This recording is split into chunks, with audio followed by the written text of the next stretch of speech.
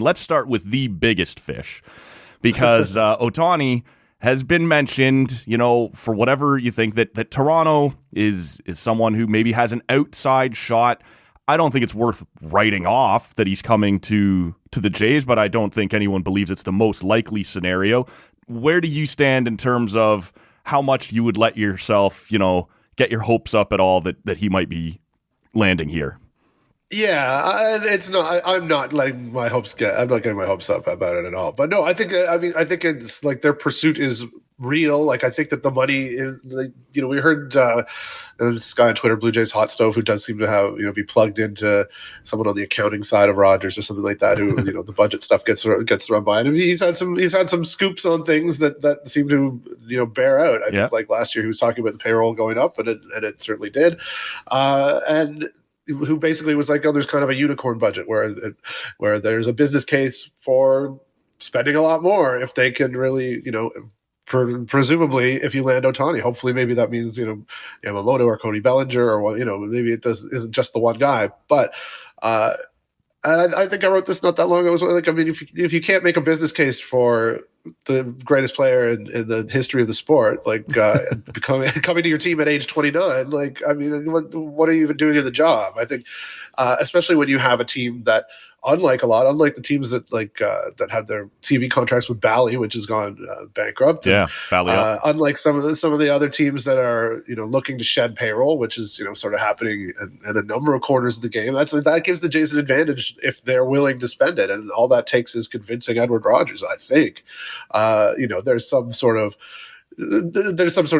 pretend phony board of directors thing, but I think Edward probably could call the shots if he really wants to explode the budget, and it's something that speaking of business, like they're raising some ticket prices this year. They are, with the renovations, they already did it a little bit last year, but this year is going to be several degrees more, I believe, because that's the infield. Those are the premium seats. They're moving people who are longtime season ticket holders and moving them back, and then inserting seats in front of where they used to sit and charging thousands and thousands of dollars for season tickets there. I mean, it's not just that's the reality of the sport, obviously, but that should mean that there's a bunch of money coming back into the team that they will hopefully be able to reinvest and not just use it on the renovation or to pay off that whatever the debt they took on to do that. Mm-hmm. But it also means that there's sort of an impetus to really do something exciting. And right now, people are not. I mean, I'm sure they've done well in the ticket sales,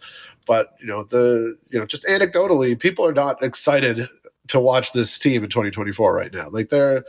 They're going to be a good team, obviously, but it's just all that stuff we talked about snowballing. That's just you almost start to drift into that right? That dreaded Leaf territory of call me in September, right? We know they're going to be good. I know they're going to hang around.